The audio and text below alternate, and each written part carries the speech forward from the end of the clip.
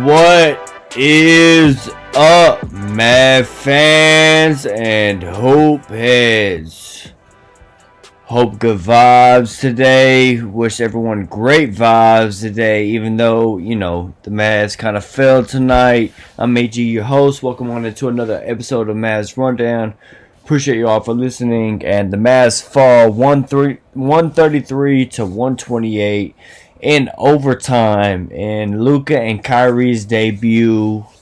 Unfortunate, but however, in the context of things, Sacramento was third, right above us. We were playing them tonight, where if the Mavs won, we would have swept the series against the Kings, and we would have overtaken them for third place, and they would have moved to fourth. But hey, it's all right, because then the half cup full side, you would say, this was Luka's first game back from injury with the bruised heel. He's just getting acclimated with Kyrie. Kyrie's already kind of getting acclimated with the rest of the team. But now it's Luka and Kyrie's turn to kind of get acclimated together, and they weren't able to fully tonight. I mean, to be honest, they put up 128 tonight. 128. That should be enough to put up, to beat a lot of teams in the NBA, if not most. But it just wasn't enough because it comes down to defense. Defense tonight. And unfortunately, something else happened tonight. Even without this game, I got to update that the Mavs almost, earlier today, the Mavs were the front runners to sign Terrence Ross off the bench, which would have been a great addition, offensive addition off the bench. Another wing, kind of take the load off of Green and Tim Hardaway. And honestly, that would have been a good offensive addition, but defensively, he's not really, a defensive stopper. He's a more athletic Tim Hardaway, essentially. But then I just got a text, while this game's going on, that now he's going to the Phoenix Suns after the Suns owner and Monty Williams. They basically had a DeAndre Jordan moment with Terrence Ross, out of all people, and now he's going to fucking Phoenix. So that's gonna be another more like heated moment. I hope Terrence Ross just fucking sucks the rest of the year because of this. Like, he was expected to come here, so I'm sure he was like, "Alright, yeah, I'll come there." And now out of nowhere, the owner of the Suns like, "Oh no, please, we have Kevin. Please come here." And I'm sure he fucking went and signed there for some bullshit. Probably gave him a little bit extra money, extra guaranteed money. Like some bullshit. Like, all right, but anyway, I think that's a good thing, because if you watch tonight's game, we got beat in the paint. I'm not giving the rundown just yet, but we got beat in the paint tonight, 74 to 46. So basically, that means we got demolished in the paint. We had no paint protections. De'Aaron Fox just got at paint at will. A lot of their players did, but De'Aaron Fox specifically, because he's their all-star, and he was able to just get to the rim at will. We have no paint protectors on this team. So I think that goes to show, either if we don't get another defensive wing to kind of keep guys in front of us, or defensive, maybe guard, in a sense, I maybe would take, but I don't know how that would feel with maybe the minutes. But I can maybe see defensive guard, but especially wing. As I'm thinking Danny Green off the top. You know what? Let me just pull up I had the potential buyouts right here. Haven't done a pod about that, but the potential buyouts for this team, basically still looking like could be Danny Green. We could still maybe go off of Will Barton, or a lot of people are Derrick Rose as another third ball handler. Or if you want to go center, because as I said, no shot blocking, why don't we go get the newly waived by the Spurs, Dwayne Dedmon? He would be great on this team. I feel like, he moves, he's well enough to play defense we play. I think he can even hit sometimes the perimeter shots. I just like him. Or go get a Nerlens Noel or Ibaka. I even like those names. Just add them to the list. More guys that can kind of just do a little bit of everything, kind of, especially on the defensive end, more defensive guys, big guys, go out there and help protect the paint because, man, like, we put up 128. That should be enough to beat most teams, but we gave up 133. It's defense, guys. Defense. Don't let this fool you be like, oh, this Luka Kyrie pairing is not going to work or whatever. No, man. They did great tonight. They both did really great. I'll get to the stats in a minute, but they both did really great tonight.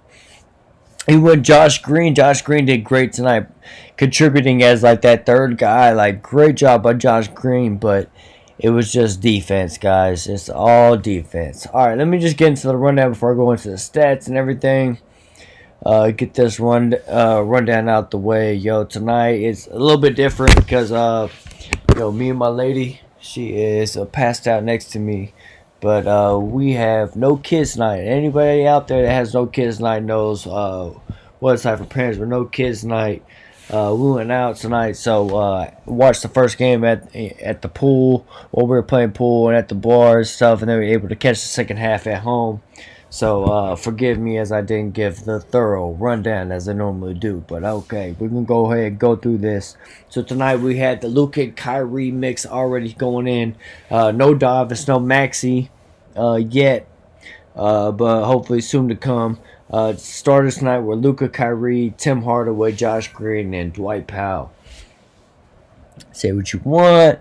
But, I personally would just move Tim to the bench, like Green start and Reggie start. So you have two defensive wings out there. But, hey, they let Tim start.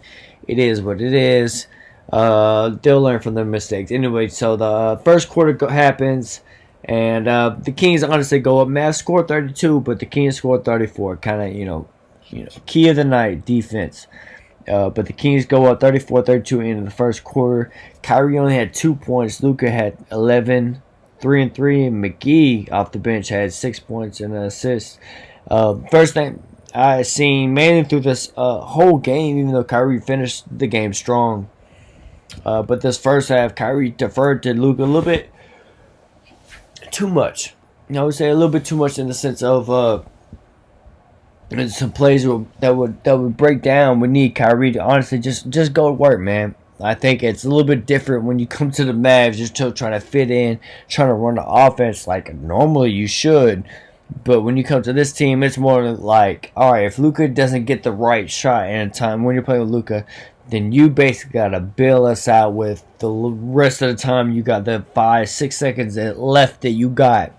We need you to go superstar mode and just be spectacular. Either get us an open shot or get your own shot, essentially.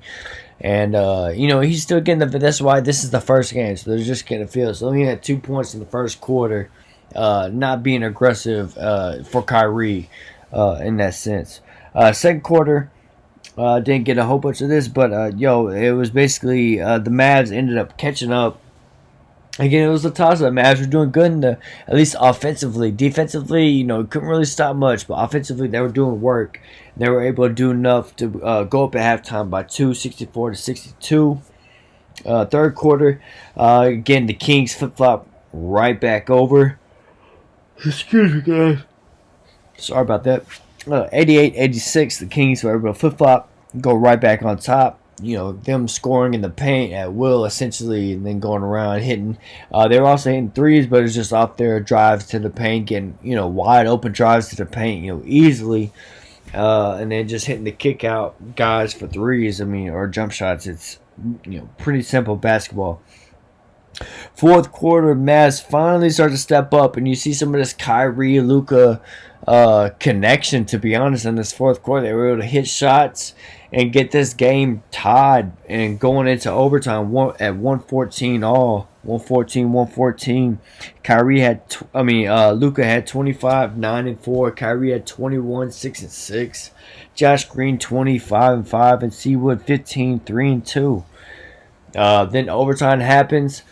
I think the Mavs jumped out to a quick lead, and then it was all kind of like Sacramento just kind of avalanche took over because, again, theme of the game, Dallas can't get any stops, don't play any defense, aren't able to contain, at least get a good contest on De'Aaron Fox, who just went at will to the basket. Shout out to him. He had 36 points all paint points, I'm sure. He had 14 free throws, but he was 0-4 from 3. So that means we weren't forcing him to be more perimeter because he was 0-4, so might as well keep forcing him to perimeter. We weren't able to contain him, keep him in front. He was able to, get to the basket, force the defense to collapse, and hit open shooters.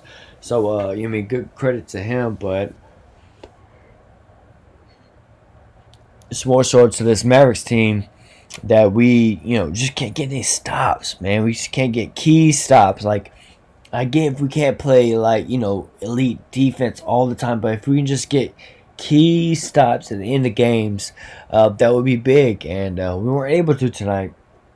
And as I said, going into the buyout market, now that we lost interest in Terrence Ross, I think, honestly, we should shift focus more towards, instead of a guard or wing, into possibly just the center, getting like a Dwayne Dedmon to add along with this group would be very nice, or a Nerlens Noel would be really nice. Like, just somebody to help block shots, help kind of protect that paint a little bit more and better, because I feel like all these other guys are kind of doing well in the perimeter. And offensively, it's like we're keeping up. We're doing what we need to do offensively. It's just defensively is where we're coming up short. So, not able to fall, not able to keep up, and we fall in overtime, 133 to 128 to the Kings. Mavs still have 31-27 record though. I think we're still in. Let me look this up real quick. We should still be in fourth place. Yes, we're still in fourth place, tied with the Phoenix Suns, which you know what they're gonna get here coming up soon. So we need to go ahead and tighten things up, get things ready coming up for the rest of the season, get everything going. I think Kyrie and Luka just gotta get their things together. This is their first game together, but however, Luka still finished with 27. 9 rebounds, 5 assists, and Kyrie still finished with 28, 7 rebounds, and 7 assists, a steal and a block. Both guys did really well in this game. It's just they're getting used to playing off each other, man. Like, it was some hesitancy, like, oh, am I doing too much? I need to give it up. And then, especially on Kyrie's part, he was very like, oh, this is Luka's team. I don't want to overstep any toes. Kind of do what you need to do. I'll be over here type shit. But it's like, no, man, you got to have that perfect combination. But, hey, it takes time. Just like we're seeing Jalen Brunson, we're seeing Spencer Dinwiddie. Takes a little time, let them get their rhythm. We still put it 128, so offensively, I'm really not too worried. It's just more so defensively, we got to start stepping our game up if you want to go as far as we did like last year. Another disappointment in this game, Tim Hardaway. Timmy in this game, only 6 points, but it wasn't bad shooting night. He only put up 5 shots. He only took 5 shots, which is really surprising. Normally he's a shooter, but only took 5 shots. 2 of 5 from the field, 2 of 4 from 3. Did have 7 rebounds. That's good. 2 assists. So I had a good game overall, but just not enough shots. A lot of those shots went to Josh Green, which I'm going to talk about right now. Josh Green with his 23 points tonight. 5 rebounds. I'm sorry, y'all. I hate those who yawn on podcasts, but it is late. We've been drinking. It's been a night. So, but Josh Green, 23 points, 5 rebounds, an assist, a steal, and only 2 turnovers in his minutes. Like, he did some really great things out there. I think it's just him growing process, growing, learning. He's just gonna get better as he goes, man. For him to be our third 20-point scorer along with Luka and Kyrie, that's really awesome to see. Just wish Tim Hardaway took some more shots, man. It could have been up there, at least got double digits in points. Maybe that would have helped, man. But yeah, Tim had a low game tonight, even though he didn't take that many shot attempts.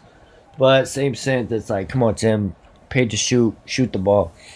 Seawood off the bench tonight had a better game offensively. Had 50 points in his 18 minutes, 3 rebounds, 2 assists, and a block. 6 of 10 from the field, 3-6 from 3. Good stuff. Definitely better offensive numbers than last game. Reggie Bullock played 40 minutes tonight off the bench. Only had 8 points, 2 of 7 from the field, basically all 2 of 7 from three. Also had three rebounds, 3 assists, 2 steals. Did solid. Again, a lot of these other guys like him, Dwight Powell, Tim Hardaway, mainly these guys off the bench, they did solid. It's just defensively, none of these guys you can say like, oh, they did good. Then somebody really fucked up on defense. It was a collection of fuck ups on defense. JaVale McGee tonight, 11 minutes, 8 points, 3 rebounds. Did pretty good in his minutes, especially, well, at least in that first quarter, as I mentioned, when he had 6 points and 1 assist in that first quarter. He was again looking rejuvenized, kind of like those first 2 games with Kyrie. So good stuff to see by him. Still continuing to build off of that. Frank Ntilikina came in at 6 minutes, didn't really do shit. 10 minutes by Theo Pinson, didn't really do shit. Was a minus 17.